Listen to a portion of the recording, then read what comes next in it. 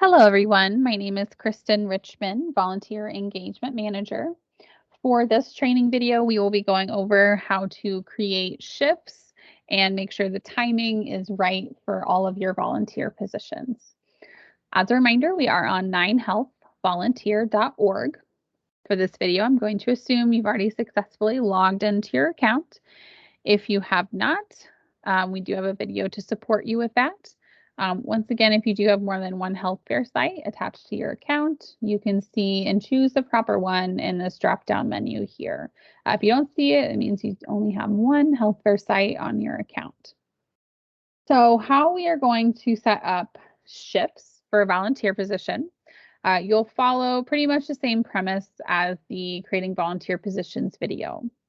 So click into volunteer positions.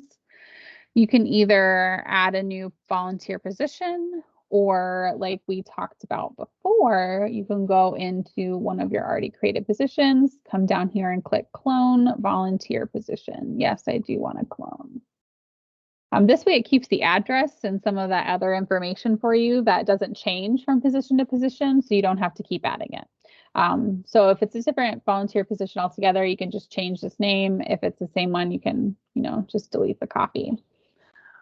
Let's say this is registration now. It's blood draw because they're both medical positions. And that's part of the reason why we would duplicate it.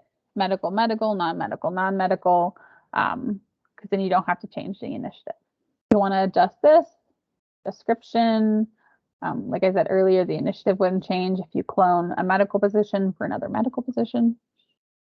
So duration is actually where we are going to see the change. So if your health fair is only one shift for the day, as a reminder, you're going to click happens on. Okay, and this is what it's going to look like. Just show you so volunteer position date, when you would close it, capacity, how many hours, and then the actual shift description. Okay. If your health fair has shifts that's longer, and maybe you want more of a morning shift to help set up and get the day started, and then you want a mid-morning shift, just to break it up, totally fine. You're going to do custom shifts. So when you're in this drop-down menu, you should really only click happens on or custom shifts, okay? So now you're going to choose a shift date. So let's say our fair is on April 23rd. Let's say the shift starts at 6 a.m. They're going to help us set up. Now let's see, how many hours do we want the shift to be? Let's say the shift is 4 hours long, and we want 2 people for this shift. Then we will click add shift. So let's say we need a second shift for that day. So this shift is from 6 a.m. for 4 hours. That means this shift is done at 10 a.m. I find it helpful to do some overlaps in the shifts. You do not have to do that, and the overlap time is totally up to you. If there's a lot of training involved, if there's a lot of volunteers that you have to switch over, maybe you want half an hour to do that. So maybe we would start the second shift at 9:30. Maybe it's not going to take a lot of time. There'll be a little bit of shuffle, but you still want to make sure that each site is covered, or each station is covered for when it needs to be covered. Maybe we want to start this shift at 9:45. If you are comfortable with your morning volunteers being willing to stay a little bit longer, if another volunteer for the mid-morning is late, then you could always start and end the next shift when the shift ends. So 6 a.m. to 10, you could start the next shift at 10. So all of this is your choice depending on the needs for your particular site, okay? So it's really important. We want to make sure we choose the exact same day that we did in the first shift. Let's say we want to start at 9, we'll just say 9:45.